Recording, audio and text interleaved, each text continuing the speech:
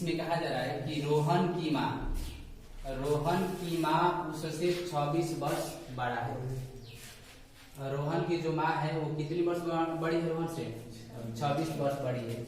उनकी आय वर्षों में का गुणनफल अब से 3 वर्ष बाद यानी पश्चात 360 हो जाएगा। हमें रोहन की वर्तमान आय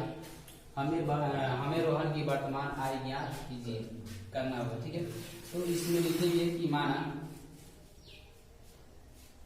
माना रोहन की वर्तमान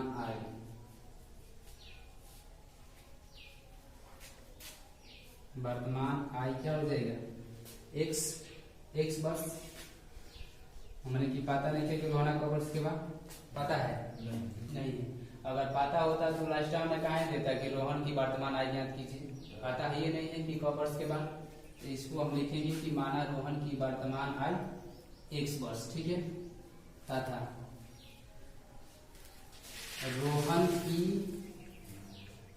माई की आय कितना होगा? वही माँ ये करेंगे, तो रोहन के माई के आय कितना हो जाएगा?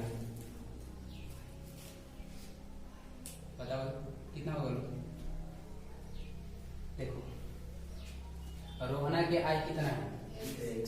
अच्छा, तो हाँ हो जाएगा x प्लस 26। हाँ, तो एक माई एक से बड़े लोग की एक से छोट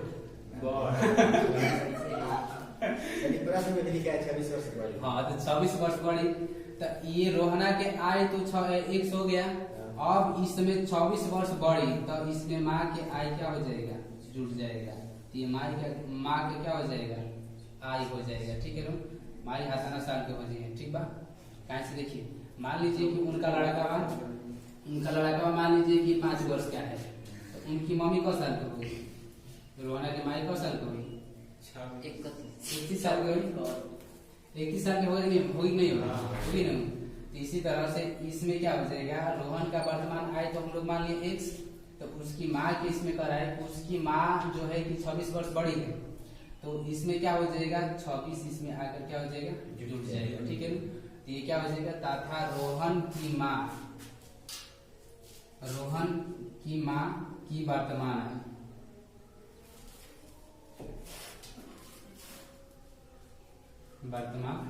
आय क्या हो जाएगा? x प्लस का 26, x प्लस का 26 वर्ष।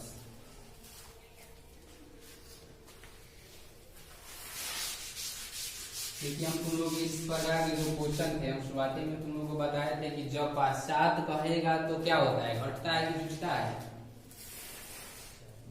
जुटता है। पश्चात कहे चाहे बाद कहे, ये दोनों के मतलब जुटता है। अब पहले कहे पूर्व कहे तो दोनों के मतलब क्या होता है? घटता है। तो अब यहाँ से क्या करेंगे? इसमें कहा जा रहा है कि अब से 3 वर्ष पश्चात। तो अब बताओ, अभी रोहन बाढ़ x वर्ष के, अभी से 3 वर्ष के बाद ऊपर साल के हो जाएगी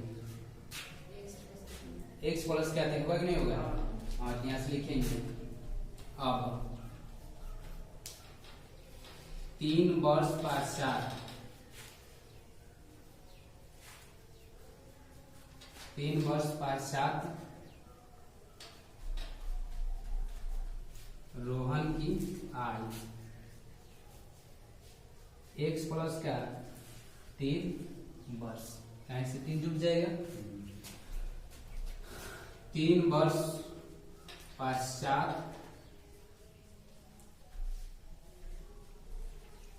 रोहन की माँ की आय कितना हो जाएगा? इसमें भी 3 जुट जाएगा। x प्लस के 26 प्लस क्या हो जाएगा? 3 जुट जाएगा, तो क्या हो जाएगा? x प्लस का 29 वर्ष। आराम से इनकी माँ की आय क्या हो जाएगा? 3 वर्ष पश्चात रोहन की माँ की आय हो जाएगा x प्लस का 29। ठीक है, अब इसमें कहा जा रहा है कि 360 ये क्या हो जा रहा है? का गुणनफल।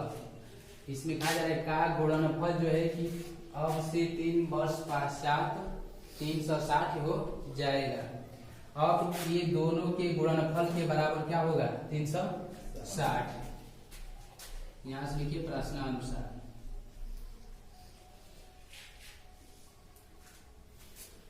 x प्लस का 3 गुणा x प्लस का 29 बराबर क्या होगा 360 होगा ना। अब गुणा करेंगे इसमें, बताओ सूर्या इसका गुणा कैसे होता है?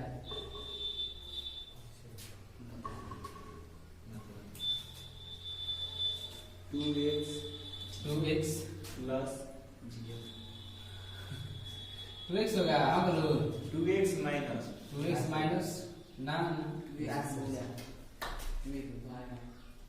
इसका जो गुणा होगा सबसे पहले इन दोनों में कराएंगे। इसका जो गुणा सबसे पहले इसमें क्या करेंगे इन दोनों में एक कराएंगे। पद से दोनों पद में हाँ। करा लेते हैं। इसका जो पहला टर्म है इसमें दोनों इसमें कराएंगे, पहला टर्म से इन दोनों में गुणा करेंगे, दूसरा टर्म से फिर इन दोनों में कराएंगे, यही होता है।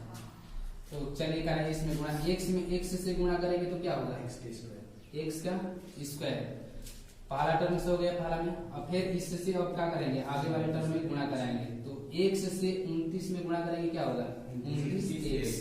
अब फिर प्लस इसके तो हो गया इसके साथ, अब इसका जो गुणा कराना है इन दोनों में कराना है, तो 3 से x में गुणा करेंगे तो क्या होगा 3x और प्लस का क्या होगा 29 दिया 29 27 के 87 3 2 29 27 के 87 2 3 6 2 क्या हो जाएगा 8 87 बराबर क्या हो जाएगा 360 हो जाएगा ना।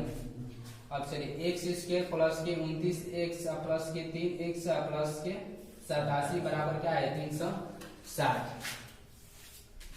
यहाँ पर लिखिए x square plus 29x plus के 3x कितना x 32x हो जाएगा ना, और प्लस 87 बराबर क्या है 360। ये प्लस में उधर आएगा तो क्या हो जाएगा माइनस में, तो x स्क्वायर 32x बराबर 360 माइनस का क्या हो जाएगा 87, तो 360 में से 87 जाएगा कितना बचेगा 360 में से 87 जाएगा कितना बचेगा 213